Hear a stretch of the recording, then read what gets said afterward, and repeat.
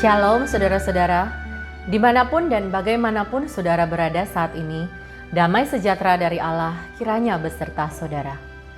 Horatio Spafford adalah seorang pengacara dan pebisnis yang sukses di California. Bersama istrinya Anna, mereka diberkati dengan 5 orang anak. Namun pada tahun 1871, anaknya laki-laki meninggal dunia karena pneumonia. Dan di tahun yang sama, bisnisnya mengalami kerugian besar akibat kebakaran hebat di Chicago, di mana sebagian besar propertinya habis terbakar. 2 tahun kemudian mereka sekeluarga berencana untuk berlibur ke Eropa. Namun karena ada urusan bisnis yang mendesak, istri dan keempat putrinya berlayar terlebih dahulu sementara Horatio akan menyusul beberapa hari setelahnya. Tidak ada yang menyangka, kapal yang ditumpangi itu bertabrakan dengan kapal yang lain dan langsung tenggelam. Ratusan penumpang tewas termasuk 4 orang putri Horatio sementara istrinya berhasil diselamatkan. Horatio segera berlayar menemui istrinya dan sementara dalam perjalanan ketika kapal yang ditumpanginya melewati tempat di mana keempat putrinya tenggelam. Ia mendapatkan inspirasi dan menulis lirik dari lagu yang sangat kita kenal hingga hari ini. It is well with my soul.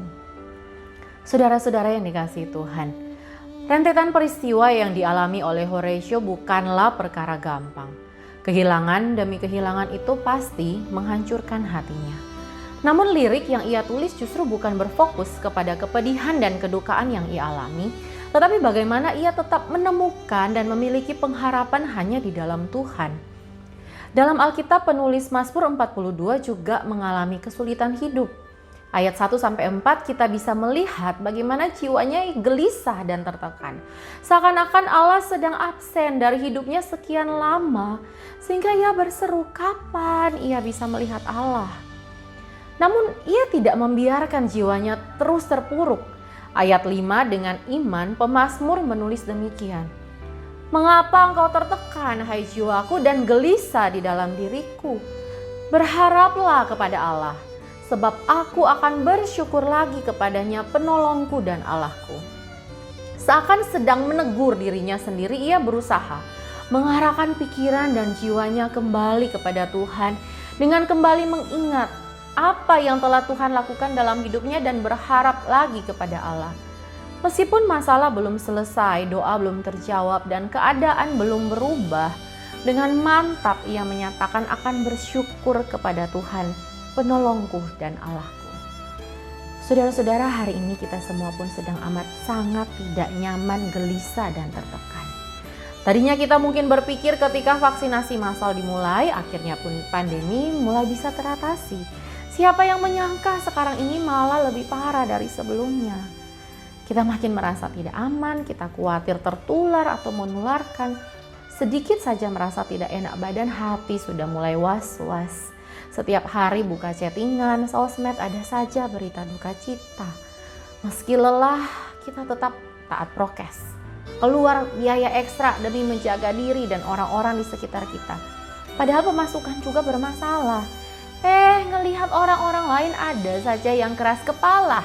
Merasa kebal lah, COVID itu nggak ada lah, nggak pakai masker nggak apa-apa lah, jangan vaksin lah, nanti dimasukin chip lah, dan lainnya. Walau demikian saudara-saudara, bertahanlah dan berharaplah kepada Tuhan. Seperti Horatio, dalam kedukaannya ia melihat kepada karya penebusan yang dikerjakan Yesus Kristus secara sempurna dan total. Sehingga jaminan kekal itu membuat ia bisa tetap merasa nyaman di tengah segala ketidaknyamanan. Masalah terbesar kita, dosa, telah diselesaikan di atas salib sehingga kita pun memiliki jaminan kekal yang sama. Suatu saat semua orang percaya akan berkumpul bersama-sama dengan Tuhan. Seperti pemazmur itu, tetaplah percaya. Setiap kita tentu punya cerita tersendiri bersama dengan Tuhan. Ingatlah bagaimana Ia menolong kita pada masa-masa yang sulit itu.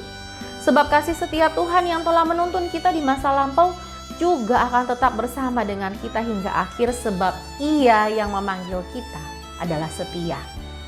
Dan berkaitan juga dengan bulan misi yang digaungkan kembali oleh gereja kita.